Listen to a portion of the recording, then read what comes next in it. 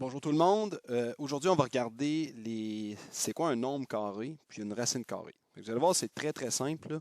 En fait, un nombre carré, c'est tout simplement, si on résume ça, là, c'est la superficie d'un carré ayant, par exemple, 1 de mesure de côté. Donc, un nombre naturel, un nombre entier positif comme mesure de côté. Donc, le premier carré à gauche, ici, on voit, c'est 1. Fait que si je veux savoir sa superficie, ben, je dois faire 1 fois 1, ou je fais 1 au carré. Donc, le mot carré veut dire exposant 2. Donc, en faisant 1 exposant 2, ça me donne 1. Donc, le résultat de 1 exposant 2 est un nombre carré. Mon deuxième carré, ben, c'est un carré qui est 2 par 2. Donc, le résultat de 2 exposant 2, qui est la superficie du carré. Donc, on dit 2 au carré, ça me donne 4. Et ainsi de suite. Donc, je fais ça pour toutes les mesures, là, pour tous les nombres entiers positifs, là, 1, 2, 3, 4, 5, etc. Comme ça, donc ici, j'ai mis des exemples pour le 3 puis le 4. Donc, le résultat exposant 2 de ces nombres-là, on appelle ça le nombre carré. Donc, c'est pour ça qu'en bas, j'ai écrit l'ensemble des nombres carrés, donc 1, 4, 9, 16, 25, 36.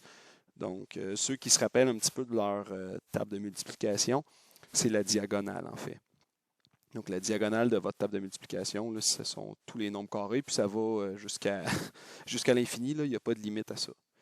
Puis, si je parle de la racine carrée, mais c'est l'opération inverse. C'est quel calcul dois-je faire pour trouver la mesure de côté si je connais la superficie, par exemple. Ici, j'ai marqué 1 unité carrée. Donc, comment je fais pour savoir la mesure? Donc, l'inverse de l'exposant 2. Donc, je dois faire la racine carrée. Sur votre calculatrice, vous avez ce bouton-là. Sur certaines calculatrices, tu dois faire le bouton avant, d'autres après. Fait que c'est bien de l'expérimenter. Donc, quel nombre multiplié par lui-même va me donner 1? Donc, ce serait 1. 1 fois 1, 1. C'est pour ça que ici, à côté de mon point d'interrogation, en fait, ça veut dire que mon carré serait un carré de 1 par 1. Le deuxième, si je vous donne le nombre carré qui est 4, donc pour savoir la mesure d'un côté, je ferai la racine carrée de 4 qui me donne 2. Je n'entrerai pas dans les détails que ça peut donner aussi moins 2. Ça, ton enseignant va t'en parler en temps et lieu, sauf que ici, vu qu'on parle de problèmes en géométrie, là, je vais m'en tenir au résultat positif. Donc ici, ce serait 2. Donc ça veut dire que j'ai un carré qui serait 2 par 2.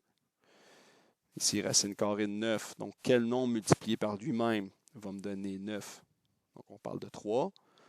Donc ici, ce serait un carré 3 par 3, et ainsi de suite. Donc la racine carrée de 16 qui me donnerait 4.